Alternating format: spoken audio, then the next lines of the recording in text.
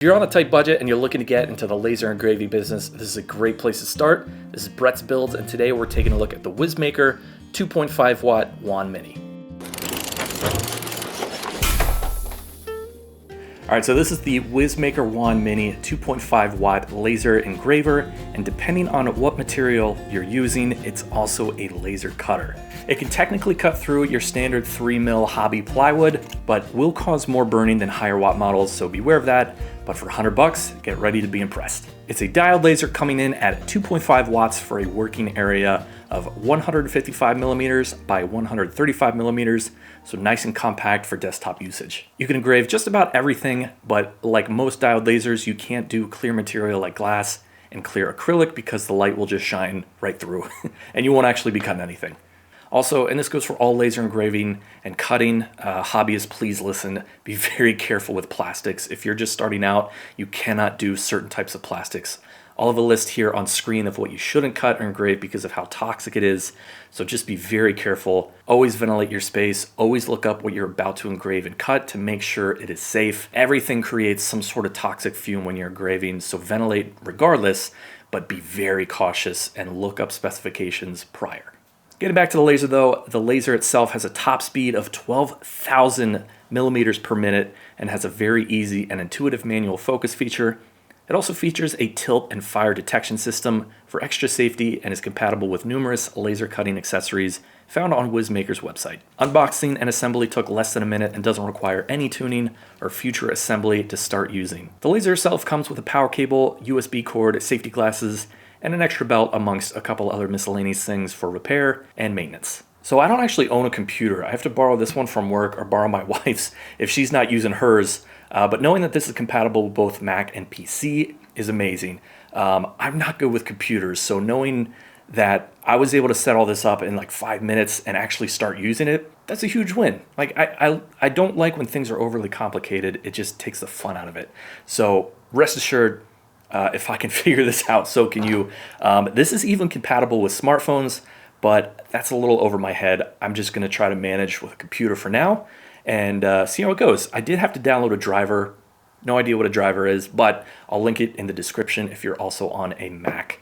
And the program I'm going to be running it with is called LightBurn, which is also compatible with Mac, which is great. So let's dive in and I'll show you what I'm working with. All right, so for my first project, I'm going to engrave my channel logo into my workbench. I'll put on screen here all the file types that are compatible with LightBurn, but for me, I'm going to use an SVG. Looks like the size is already good, and since I'll be testing this first, I'll keep this setting here set to line, but when I do my final engraving, I'll put this as fill. I'll then hit preview to make sure it looks good, and from there, I'll hit the home button, and then I'll hit frame to see where the engraving will take place.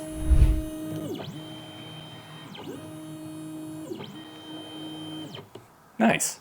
So since I'm still new to LightBurn, I'm not sure how to get like perfect alignment and pinpoint accuracy to say like, you know, I want it over here versus over here and align it just right. There's already a plethora of LightBurn tutorials out there right now. So to just speed things along, I'm going to use a piece of cardstock and place it underneath here just to see where it's going to engrave and make sure it's at the right orientation. So I'll set my power to 100%. And my speed to 10,000. And now I'll just hit start and the laser goes to work. Oh my gosh, this is fast. I wasn't anticipating it being this fast. Oh my gosh. So that was only a couple seconds. Oh my gosh. Okay, so there it is. All right, so let's pull this out and see how it looks. This would be a lot of fun to experiment with, like different settings and different speeds, different power. But for cardstock, I would probably set it to like 6,000 speed, 100% power. Being 2.5 watts, yeah, it's going to be a little bit lighter than most other models, but this is awesome. Like, I can't believe how like precise and thin that line is. Let's move on to engraving the workbench. All right, so like I said earlier, I'm gonna go here to cuts and layers and just make sure this is set to fill. Hit preview. All right, cool. It's gonna engrave the entire logo instead of just the perimeter there. I'm gonna set the speed to 2000. It is MDF. I'm gonna keep the power at 100%, but I think 2000 will be good. So let's hit frame just to make sure it's still good. And without further ado, let's do it. Start. So something to note, it is getting a little smoky. I'm gonna put on a mask here. This is my garage, so I'm gonna open the garage door, just run a fan, get all the smoke out. If you are doing this inside, just be very cautious. This is what it's gonna be. But looking at the engraving, it's looking good. It's so clean and precise, which I love. It's doing a great job so far.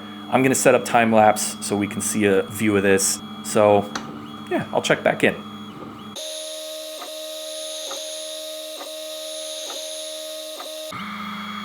All right, and we're back. So this took about 30 minutes to engrave.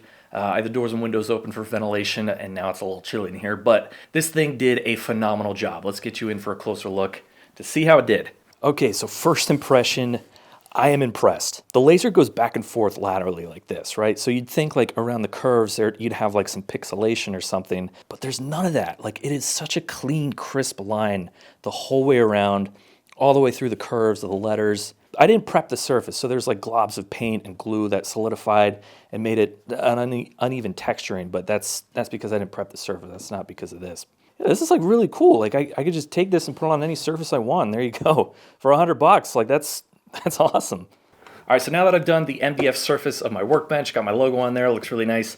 I'm gonna try a different material. I have the 3mm craft board, a leather patch, and a piece of slate. So I think I'll try the slate next, see how this does. All right, I'm just gonna move this over here away from the corner, and it really is awesome how like compact and portable and small this is. It's crazy. Like if you have a very small workspace and you need something like this to be the backbone of your process, you're really not sacrificing any space. Like this is great. Like I have my entire workbench to still work on while this does, you know, whatever I need it to do. So let's get the stone slate in here and see how it does. I'm gonna get this focused in. Again, super easy process. Turn the little tab there, loosen that, drop that down, tighten it again, and undo that little tab there, and you're good to go. Okay, so just like with the last one, I'm gonna utilize a piece of cardstock. Just throw it under there, and if all goes well, that cardstock will align perfectly with where I want my logo to be. So let's try it out. All right, and for the speed, I'm just gonna put 7,000, keep it to 100, and make sure that says line. All right, good. Frame it one last time. That looks fine. All right, let's hit start and see what happens.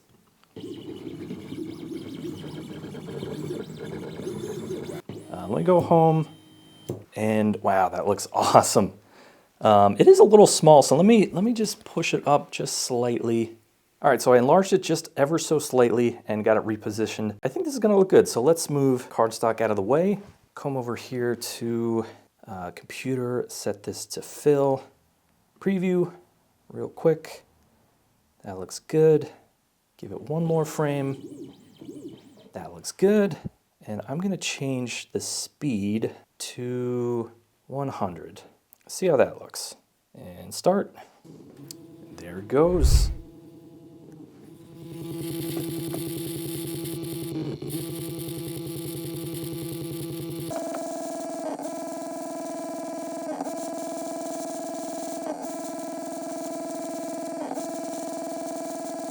All right, so that took about 15 minutes.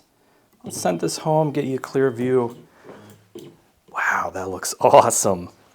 I'm impressed. I can't believe that. Look how good that looks. Cool, let's try something else. Now I'm curious to see what it takes to cut through your standard 3mm hobby plywood, basswood, whatever you want to call it.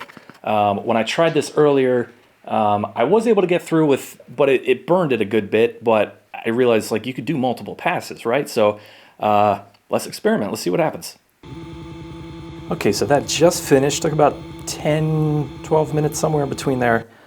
I'm gonna send this home, and before I move anything, I'm gonna just test this out. If I need another pass, I don't wanna move it. Oh, I just moved it. But, look at that. Perfect. Okay, cool. Okay, so if you set the speed to 100 with the power being 100, again, this is the 2.5 watt laser. You just need 2 passes and that works out perfect. You're good to go. This is what I was nervous about is it being able to cut all the way through cleanly and nicely. But if you do 2 passes instead of 1 really slow pass at full power, it gives you perfect results. So you just have to sand away the little burn marks, but that's typical with laser engravers and laser cutters. But let's move on to, what else we got here?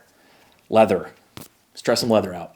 All right, so that turned out pretty good. The settings I used were 200 millimeters per minute and a power of 100%.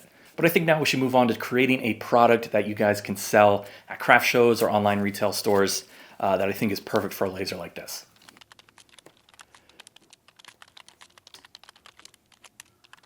All right, so here's what I made. Just a simple picture frame with a nice handwritten line of text across it. Things like these always sell out quick at craft shows, especially if you make something like this, but for pets, people love them. I exported each layer as a separate SVG file and brought them into LightBurn, where I made sure to set them to line, 100% power, 100 millimeters per minute, and 2 passes. And then I'll hit frame to make sure it's aligned. And then I'll hit start and let it do its thing. I'm using these 4-inch pieces of hobby plywood that you can buy in bulk, which makes it perfect for those looking to start a laser engraving small business on a budget. This project requires 4 pieces that I'll cut individually and stack them once complete. Here's a photo of me and my wife when we were engaged, and I'll just use the frame as a template to cut it out. Sticking these together is easy. You can either use super glue or a glue stick. Just be sure to let it sit under some weight so it has time to bond properly.